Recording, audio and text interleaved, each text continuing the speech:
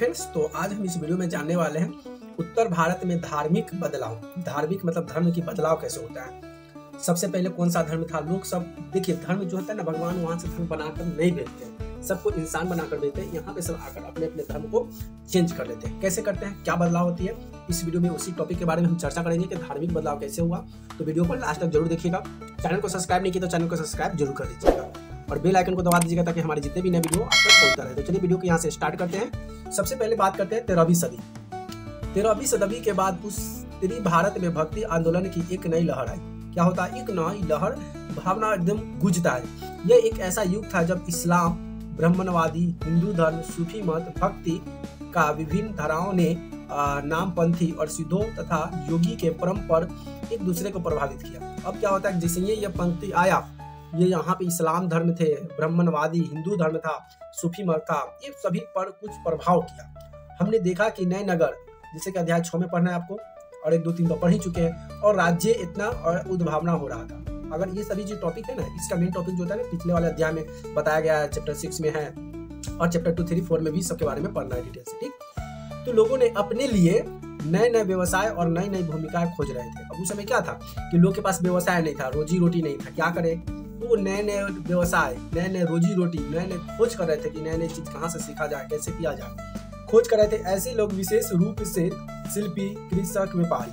शिल्पी का मतलब क्या होता है, बर्तन उर्तन बनाने वाला होता है। कृषक यानी कि खेती बाड़ी करने वाला होता है। व्यापारी जो कि कोई सामान बेचने वाला होता है। मजदूर जो खेती बाड़ी करता है उसे मजदूर कहते हैं। इन नए संतों के विचार के सुनने के लिए इकट्ठा हो जाते थे, इनका प्रचार करते थे। अभी सभी एक जगह इकट्ठा होने के बाद इसकी बातें रखते थे, प्रचार करते थे। यहाँ एक पिक्चर देखा रहा होगा आपको, ऊपर में कुछ लिखा हुआ है। तो इस चित्र 7 की बात हो रहा है, तो चित्र 7 आपका ये हो जाएगा। क्या कहा चित्र 7 में कि चैतन्य 16वीं शताब्दी के बंगाल की एक भक्ति संत, यहाँ पे आपको दिखाई दे रहा है सभी संत है, इन्होंने कृष्ण राधा के प्रति निष्काम भक्ति भाव का उपदेश दिया है। इस चित्रण में आप अन्य अनुदायी के एक समूह को आनंद में नाचते गाते हुए देख सकते हैं। यहाँ पे है हरे राम हरे कृष्णा की जो भावना होती है, ये अपन भक्तों में लीन है और यहाँ पे नाच रहे हैं।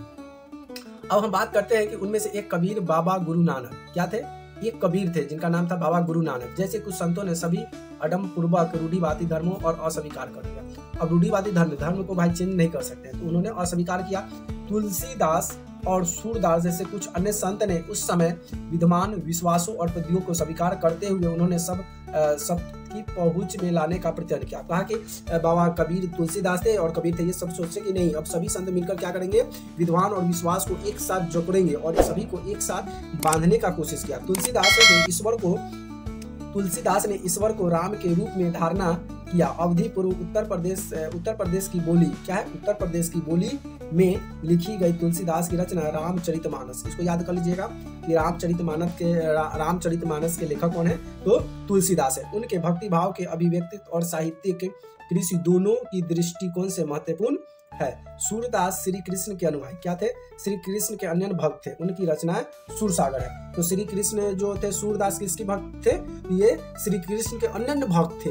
और इनकी सूरसागर किसकी लिखा गया है, तो सूरदास सूरा लिखा गया है, सूरसागर। फिर आगे कहता है कि सूरशरावली क्या है, सूरसागर, सूरदास द्वारा लिखा गया है। और सूरशरावली और साहित्य लहरी की प्रबंध एवं भक्ति भाव को व्यक्त करती है। असम के शंकरदेव यानी कि प्रवृत्ति 15वीं शताब्दी, जो उन्हीं के समकालीन थे, ने विष्णु की भक्ति पर बल दिया और असमिया यानी कि असमी भाषा में कविता तथा नाटक लिख दिए। उन्होंने ही नाम घर, कविता का पाठ और प्रार्थना गृह स्थापित करने के प्रति चलाई, जो आज तक चलती आ रही है। उन्होंने कुछ नए नियम बनाए जिसका नाम कविता का प्रार्थना गृह और स्थापित की, और वही सब लोग सब मानते हुए आज भी उन सबको फॉलो करते हैं। इस परंपरा में दादू क्या है, दादू दयाल, रविदास और मीराबाई जैसे संत भी शामिल थे। मीराबाई एक राजपूत राजकुमारी थी। मीराबाई क्या थी, एक राजपूत राजकुमारी थी जिनका विवाह 16वीं शताब्दी में मेरवाड़ की एक राजसी घराने में हुआ था। देखिए यहाँ पे एक इंपॉर्टेंट टॉपिक आ गया, क्या आ गया कि मीराबाई एक राजपूत घराने से थी। अब उनका विवाह क्या हुआ, उनका विवाह 16वीं शताब्दी में मेरवाड़ के एक राजसी घराने में हुआ था। मीराबाई रविदास जो अस्पृश्य जाति के माने जाते थे, क्या जाते थे, अस्पृश्य जाति यानी कि जिसे अछूत जाति बोलते हैं, ठीक है। अछूत जाति को माना जाता था, किसको, रविदास को। अनुयायी बन गए थे। किसके अनुयायी बन गए थे? माना जाता था कि अनुयायी बन गए थे, वे कृष्ण के प्रति समर्पित थे, वो कृष्ण भाव में लीन हो चुके थे और उन्होंने अपने गहरे भक्ति भाव को कई भजनों व्यतीत किया करते थे, गीत गाते होते थे। अब यहाँ पे एक छोटा सा ये इसको भी समझ लीजिए। शंकर देव की भक्ति का सार एक सरल नाम धर्म है। यह सर्वोच्चतम सत्ता के प्रति समर्पण है के नाम से जाना गया है। शंकर देव की शिक्षा है भगवत गीता की, इंपोर्टेंट क्वेश्चन, भगवत गीता तथा भगवत पुराण पर भी आधारित है। उन्होंने ज्ञान के प्रसार के लिए सत्र और मठों का स्थापना को प्रोत्साहित किया, उन्होंने बढ़ावा दिया और उनकी प्रमुख रचना दृढ़ और शामिल थे। इसमें कुछ और टॉपिक है, उसको भी देखते हैं। उनकी गीतों ने क्या है कि उनकी गीतों ने उच्च जाति के रीति नियमों को पूरी चुनौती दे दी। उन्होंने एक ऐसा गीत गाया जिसने से उच्च जाति, इससे पहले जमाना में ना बहुत उच्च जाति नीच जाति, इसलिए तो हिंदू धर्म अभी तक ले अलगाव में है और अभी तक ले पिछड़े हुए है। इसलिए हिंदू धर्म जब तक ले एक नहीं होगा ना तब तक ले ऐसे पिछड़ा ही रहेगा। तो इसके क्या था, नियम को खुली चुनौती दे दी। ये गीत राजस्थान और गुजरात के जनसाधारण में बहुत लोकप्रिय हुए, मतलब बहुत गाया गया, बहुत बजा और इसे लोग बहुत सुने।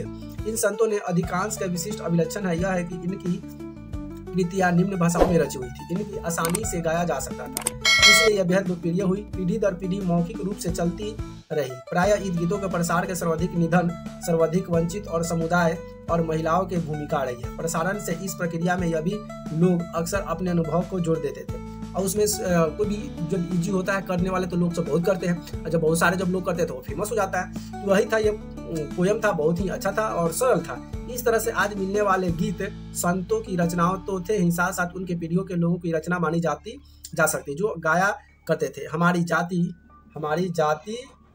हमारी जीती जागती जन संस्कृति का अंग बन गई थी।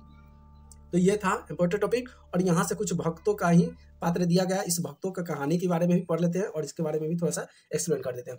भक्ति संतों का एक महत्वपूर्ण योगदान संगीत है विकास में था। बंगाल की जयदेव क्या है, जयदेव संस्कृत में गीत गोविंद का रचना की। अब पूछेगा कि बंगाल में जयदेव ने संस्कृत में किसकी रचना की थी, तो गीत गोविंद की रचना की थी। किसकी? गीत गोविंद, जिसमें हर गीत एक विशेष राग और ताल में रचित है। संगीत पर इन संतों का एक महत्वपूर्ण प्रभाव भजन कीर्तन और अगन भगन का प्रयोग होता था। इन गीतों ने जो मनोभावनात्मक अनुभवों पर बल देते हैं वह जनमानस ज्यादा आकर्षित किया जाता था। तो इस तरह के जो टॉपिक थे ये बहुत ही इंपॉर्टेंट टॉपिक है जो कि आपको मैंने कराया। तो वीडियो को लास्ट तक जरूर देख लीजिए और चैनल को सब्सक्राइब नहीं किया तो चैनल को सब्सक्राइब जरूर कर दीजिए। फिर मिलते हैं एक नए टॉपिक में, नए टॉपिक के साथ। तब तक लिए बाय बाय, लव यू।